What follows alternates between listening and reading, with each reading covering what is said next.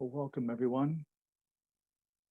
So glad to have you all join me and join us today on our introduction to concentration meditation. The meditation we'll be doing today is called Anapanasati. Sati means awareness or translates as awareness, and Anapana translates as breath. So literally it's breath awareness. And the simplest instruction for this meditation is to breathe and to know you are breathing in a particular area, this area between the nostrils and the upper lip, what we call the Anapana region. And when we're doing the meditation, you may find that there's a particular spot in this region that you are connected to. It's fine if it's a spot. For some people, that's true. For some people, it's the whole region. Either way is quite fine. So concentration meditation is really wonderful practices, and it teaches us to open to and to direct the unity quality of our awareness to one meditative object to the exclusion of everything else. And by focusing on one meditative object, it allows our thoughts to quiet and affords us some ease, some relaxation, and serenity. And concentration meditation is often referred to as serenity or tranquility practice. So before I go into the conceptual context or understanding of the breath awareness, I'd like us to go ahead and meditate together. I want to give you all an opportunity to make contact with the meditation, to have a felt sense of it before we get into the concepts and ideas about the practice. So we're going to meditate for about 20 minutes. I'm going to start with some posture instructions. The posture instructions can be really useful to understand really the optimum way to have your body in meditation, both for ease and also to facilitate meditation. So seat yourself in a comfortable position and start with a few nice, deep belly breaths. Nice, full belly breaths.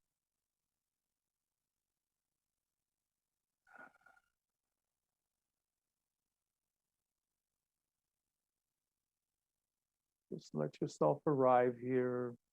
Let yourself land in your seat.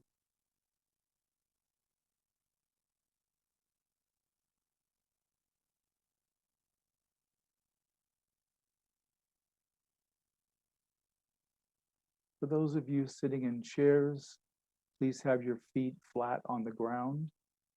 For those on meditation cushions or on meditation benches, you'll be feeling your contact with the ground to your legs and feet as well.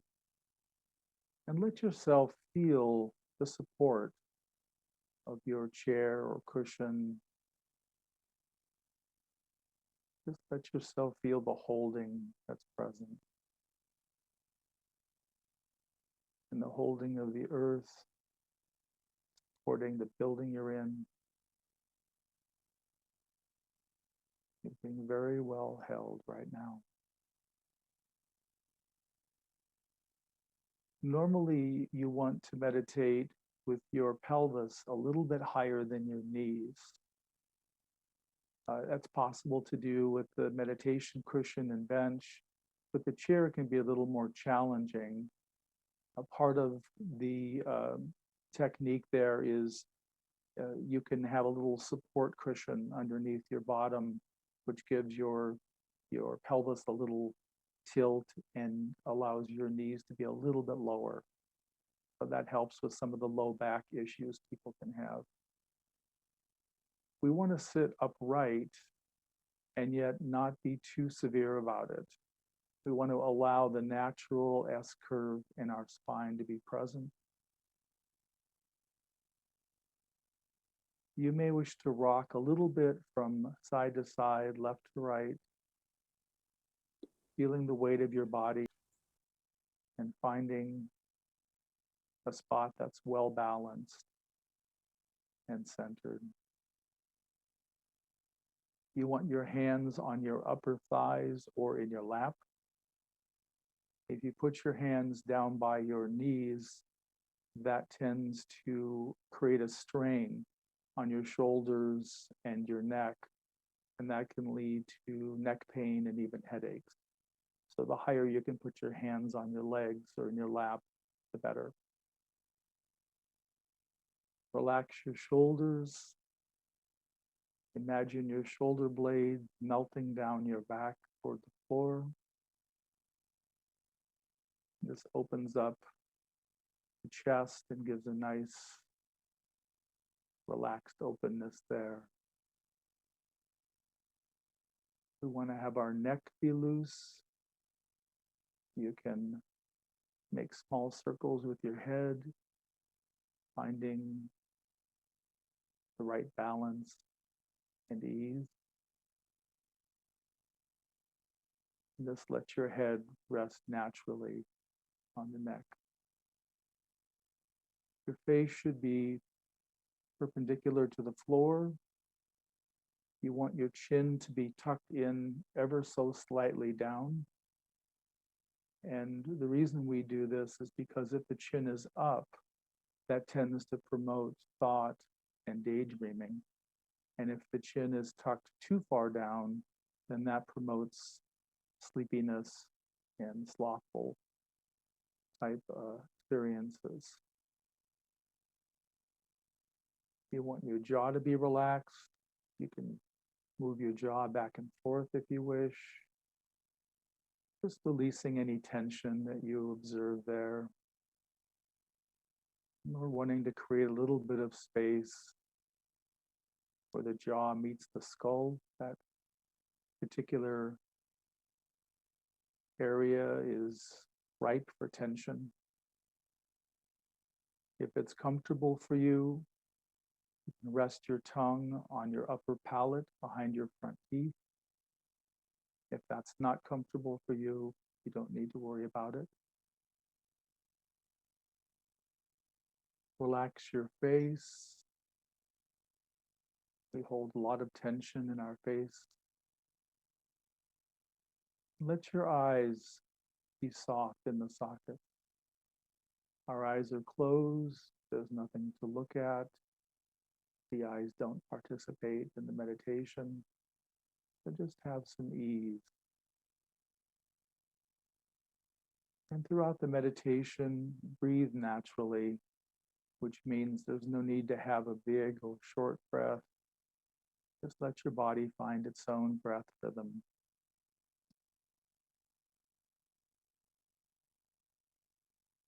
I'll go through the meditation instructions now.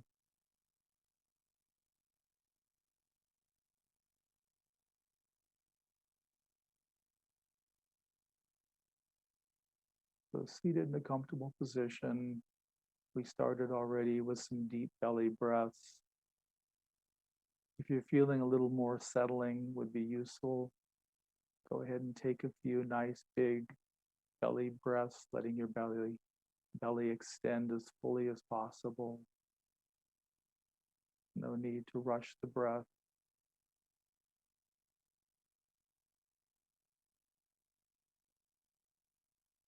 With your eyes closed, bring your awareness to the Anapana region, which is between your nostrils and your upper lip. Rest your awareness on the breath as it passes in the Anapana region. Don't follow the breath away from the body or into the body.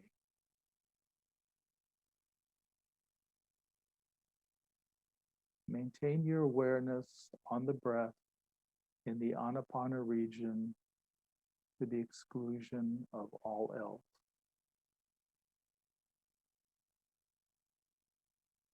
Be with your natural breath.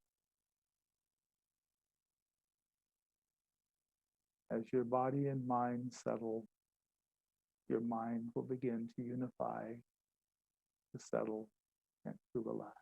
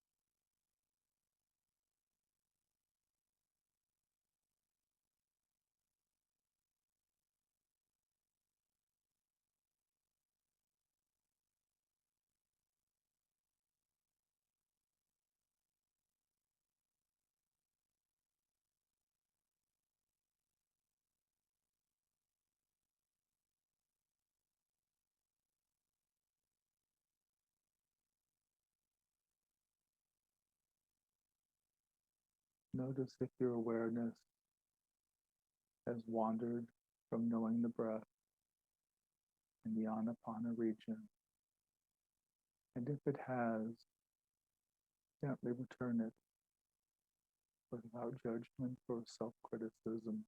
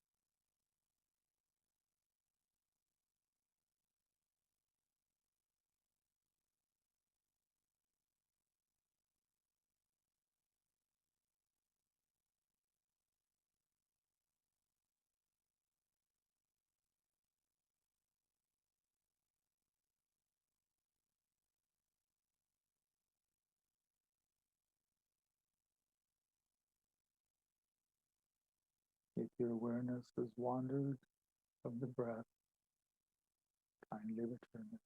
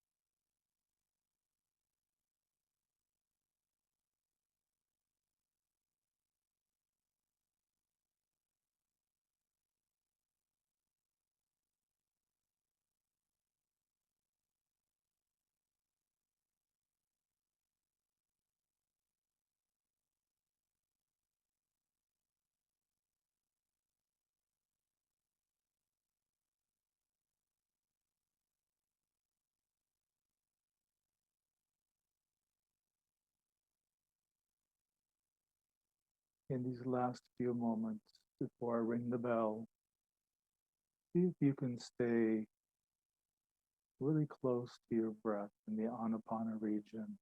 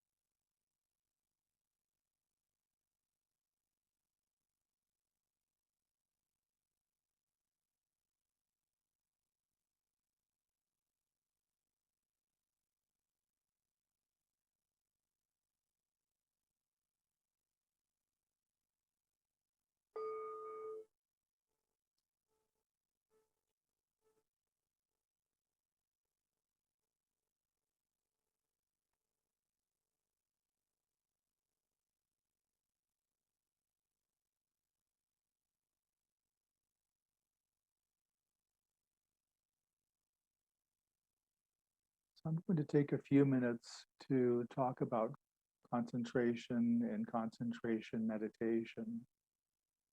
And starting with the biggest picture perspective, concentration meditation is a present moment practice. And what that means is that we need to be here in the present moment.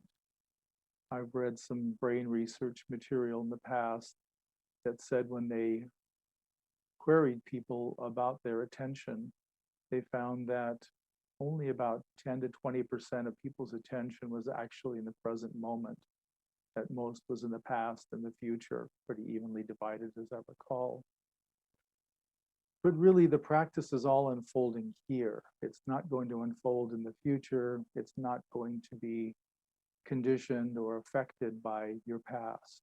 So really, to be in the present moment, to be oriented here to the breath with each breath is really crucial to the practice. And we're focusing on one object of awareness, in this case, breath awareness, to the exclusion of everything else. So if there are thoughts, if there are emotions, memories, physical pain, any of that is secondary to being with the breath. It doesn't mean that we suppress anything else that comes up. We're not trying to stop thinking or stop feeling. We're simply prioritizing the breath over everything else. And really, the development of concentration can be likened to when we want to do, for example, strength training. We might go to the gym and we wouldn't start with the heaviest weights. We would start with lighter weights that are manageable, and we would have lots of repetition to build up strength and capacity to then move on to heavier weights. And in the same way, returning to the breath each time is like doing a repetition with the weights, building strength. Every time you come back, there's a little more concentration developed. There's a little more strength and capacity in your meditation. And ultimately, the reason we do concentration meditation is for purification of mind. And the mind does get purified a little bit each time we return. So that's really a good model to keep in mind. As I mentioned, the breath is the object in Anapanasati meditation. We're paying attention to the breath only in this area between the nostrils and the upper lip. In part, that's chosen or used as a location because it's difficult. It's much easier to feel the breath in the nostrils, throat, in the chest, and the belly, and this is much harder. So it really requires greater concentration to stay with it. So people's concentration and concentration meditation can develop more quickly that way. There are really two categories of benefits from concentration meditation, what I'll call the transformational and the transcendent. The transformational is really about we're changing our own view of ourselves. We're lessening our compulsive assertion of who we are based on our personality and our self-images.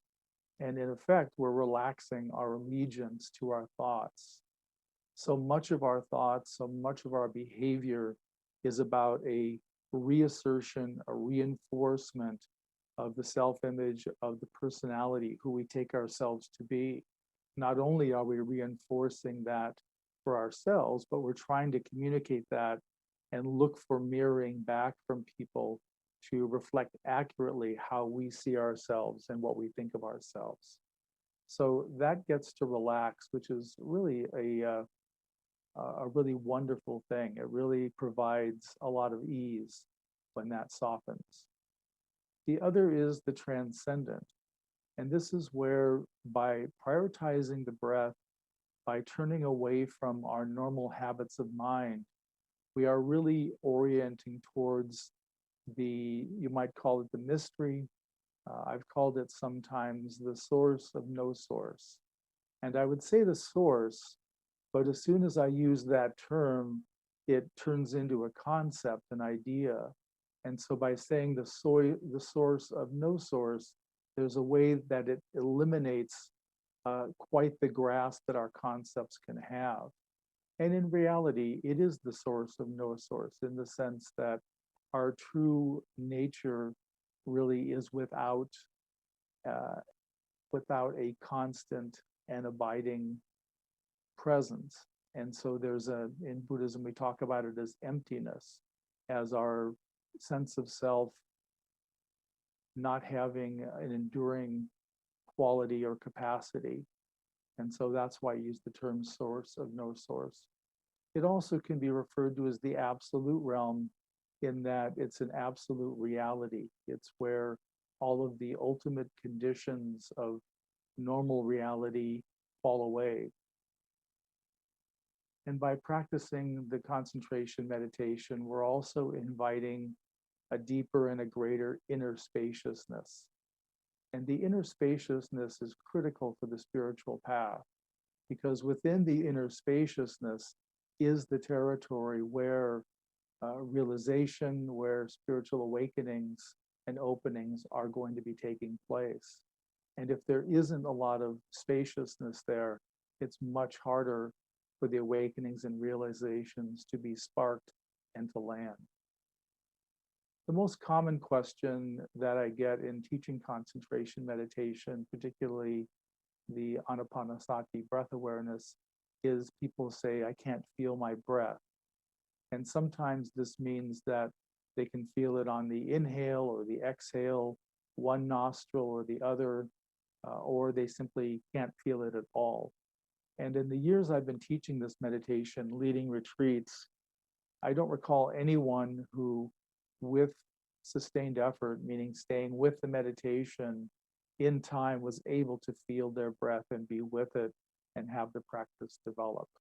So if you're someone who's having a challenging time feeling the breath right now, just allow your awareness to just rest in this area and see what you notice, see what passes. Because as you get more concentrated, I'm quite confident that you will be able to feel your breath. I've had a few people who had medical conditions, and it was difficult for them to breathe through their nose to feel the breath, but they were able to, even with using their mouth and sort of a breath trickling up from the mouth, they were able to have contact with the breath in this region. It seemed very challenging to me, but they were successful in doing that. It's also helpful with any meditation that you're commencing to put down any prior experience you have. It's common when we know a lot of meditations to bring in parts of those meditation or to do those meditations first and then move into the new meditation. And it's really helpful to bring a beginner's mind, to bring an openness, a freshness, even an innocence to it. And that way you allow the natural quality, the organic quality of the meditation to develop and also to impact you. So concentration, there are 3 levels of concentration: momentary concentration, access concentration, and absorption concentration. And remembering that concentration means a unifying or unification of the mind. The felt sense really is a kind of coalescing, as though our minds are really spread out and diffuse. And by using concentration meditation, that awareness begins to gather in a way that becomes quite impactful on us.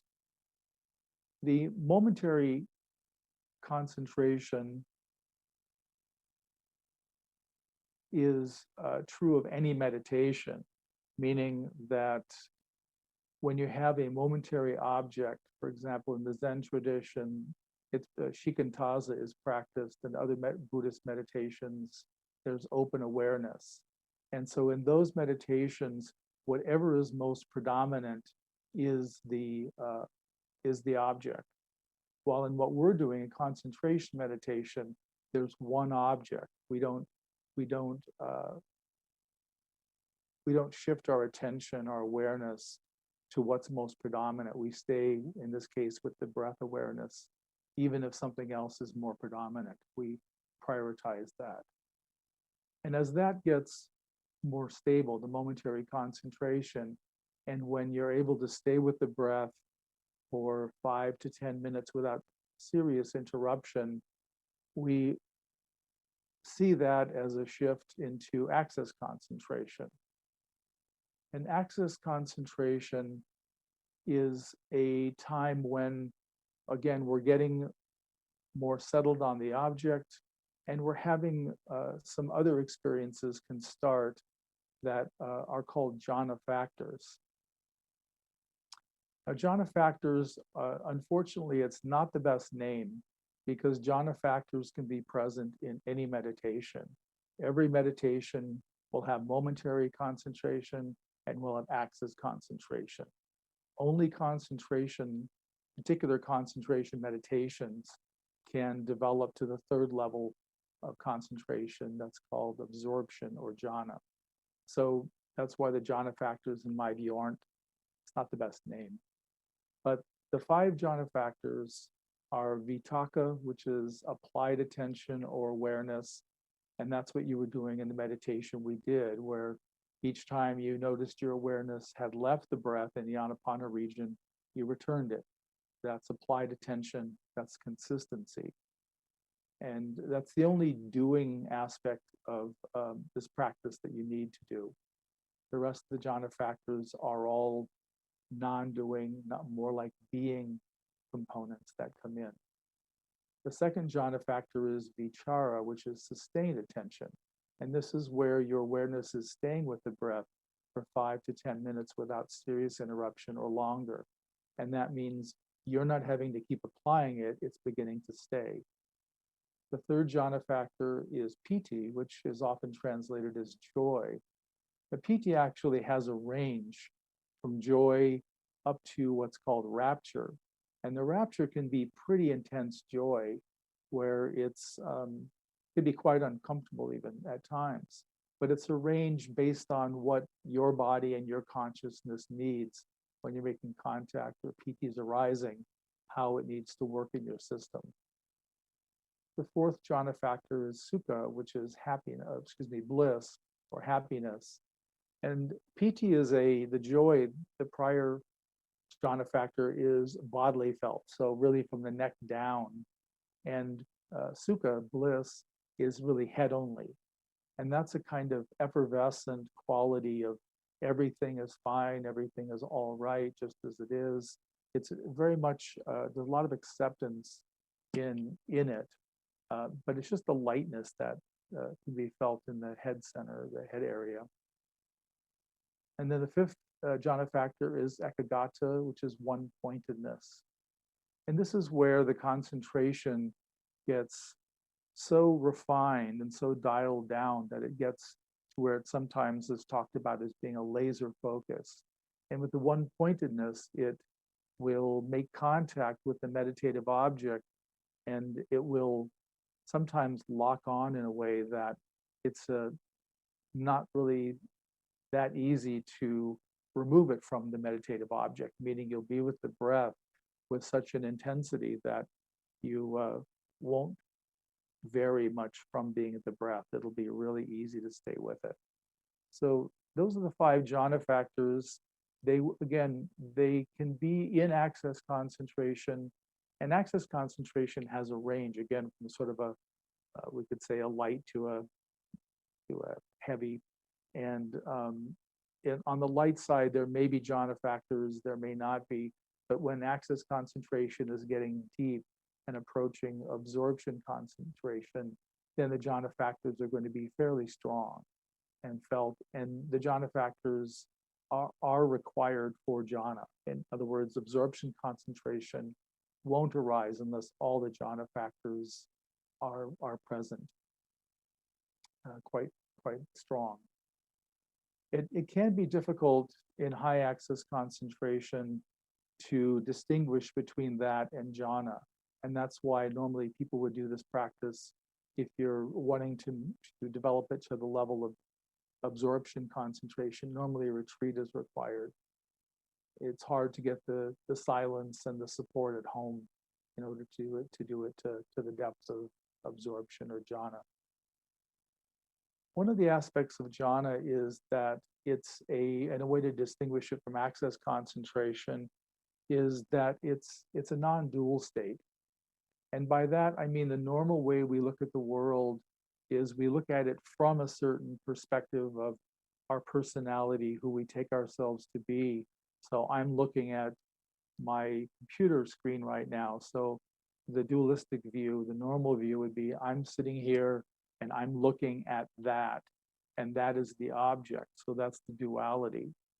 And in the non-dual state, there's such a clarity, a transparency of the personality of the sense of self, that what's observed and the observer are so soft, are so permeable, that it is a unified field. It's really like the experience is having itself, and there just happens to be a kind of a witness there.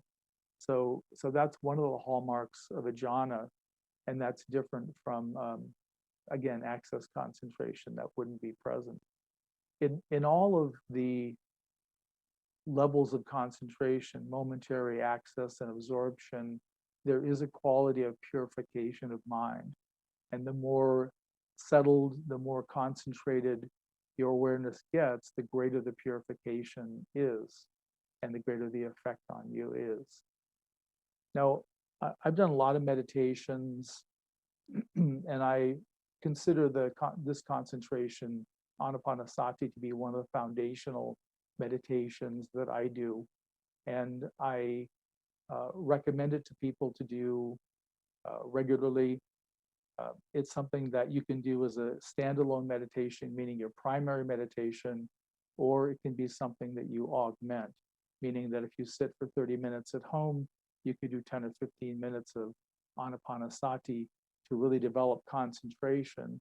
And then you could do what other meditation you're doing, whether it's vipassana or mindfulness or some Zen meditation or other things. But it really allows you to bring a level of concentration, a deeper concentration to those meditations. So that can be a way to handle it. And in addition, it can be a standalone. I've got students who've been doing this for years as the only meditation or the primary meditation they do. So that's really what works for you. One of the places in life that this meditation is useful is when you're under times of stress, because it is a meditation that will bring greater serenity and peacefulness by being concentrated, by turning away from the personality and from our allegiance to our thoughts. So that's also a time when this can be implemented and be quite helpful.